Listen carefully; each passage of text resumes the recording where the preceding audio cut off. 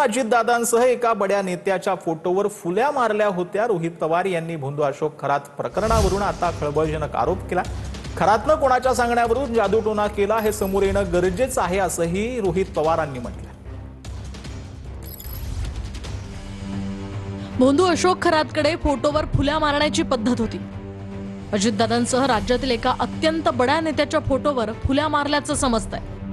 खरातनं कुणाच्या सांगण्यावरून फोटोवर फुल्या मारण्याचा जादूटोणा केला।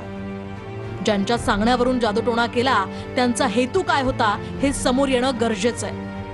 हे प्रकरण जेवढं भयावह आहे तेवढंच महाराष्ट्राच्या भविष्याला सुद्धा घातक। भोंदू बाबाच्या माध्यमातून जादूटोणा करणाऱ्या अंधभक्तांचे खरे चेहरे समोर यायलाच हवेत। तर फुली मारणं म्हणजे संपवणं हा हेतू होता असं संगीता तिवार यांनी म्हटलं। दादांच्या विमान अपघात नाही तर घातपात आहे असं देखील संगीता तिवार यांनी म्हटलं। ज्यांना दादांची अडचण होती त्यांना टार्गेट जे आहे ते दादाच होते असं संगीता तिवार यांनी म्हटलं। फुली मारणं म्हणजे संपवणं, दॅट इज अ क्राईम। असं नाही कोणी फुली मारत, त्या माणसाला संपवणं हा त्यांचा हेतू होता। म्हणजे आता त्या अंधश्रद्धेवर आपण विश्वास ठेवत नाही। खरंच घातपात आहे, अपघात नाहीये, तो घातपात आहे आणि त्याचं पहिलं टार्गेट दादा होते। मी सरळ सरळ आरोप करते, ज्या हिशोबाने रोहित पवारांनी आता ट्विट केलंय, सगळ्या सुया खरातकडे आणि खरातच्या अंधभक्त जे आहेत त्यांच्याकडे हे खरातनी खूप मोठं म्हणजे हिनियस क्राईम केलेलं आहे। तर भोंदू खरात प्रकरणामध्ये बड्या नेत्यांचा सहभाग असल्याचं सिद्ध झाल्यास सरकार कोसळू शकतं असं एकनाथ खडसेंनी विधान केलं।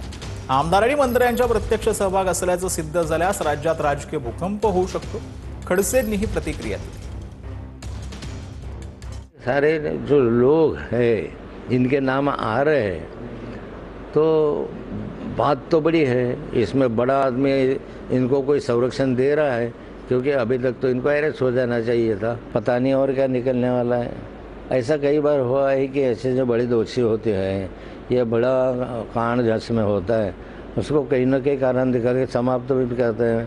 बिल्कुल आ सकता है कि क्या अगर 8 कैबिनेट का नाम है, 8 कैबिनेट का प्रत्यक्ष सहभाग हो या 39 आमदार हो, इनका कोई सहभाग हो तो महाराष्ट्र की राजनीति में पूरे भूचाल हो जाएंगे और पूरा इसमें राजनीतिक हलचल में सरकार भी बदल सकती है। तर ललित फोफळेनं देखील अनेक महिलांवर अत्याचार केल्याचं धनगेकरांनी म्हटलंय। करोडो रुपयांची संपत्ती या ललित फोफळेनं पुण्यामध्ये कमावली असलं धनगेकरांनी म्हटलंय। मागच्या 2 महिन्यांपूर्वी विमान खरेदी करायला गेला होता असं देखील धनगेकरांनी म्हटलं। मागच्या 2 महिन्यापूर्वी विमान खरेदी करायला विमानाचं कोटेशन याने आणलेलं आहे। म्हणजे विमान खरेदी करत होता।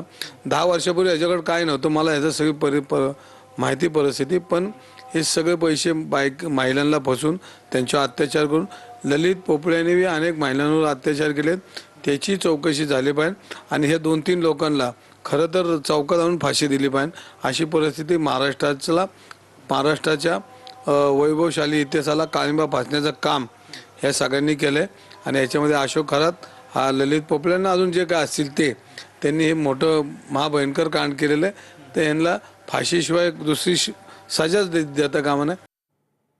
तर भाजपा नेता उदय सांगळेंचे आमदार कोकाटेंवर गंभीर आरोप पाहायला मिळतात। खरातची भोंदूगिरी कोकाटेंच्या आशीर्वादामुळे सुरू होती असं उदय सांगळेंनी म्हटलंय। खरातचा विश्वासू लोकांच्या यादीमध्ये कोकाटेंचं समर्थक असल्याचं उदय सांगळेंनी म्हटलंय।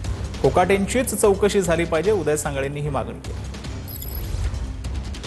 खरातांच्या विश्वस्तांची यादी जर बघितली तर कोकाटेंचे सर्व समर्थक ह्या विश्वस्त यादीमध्ये आपल्याला दिसतात।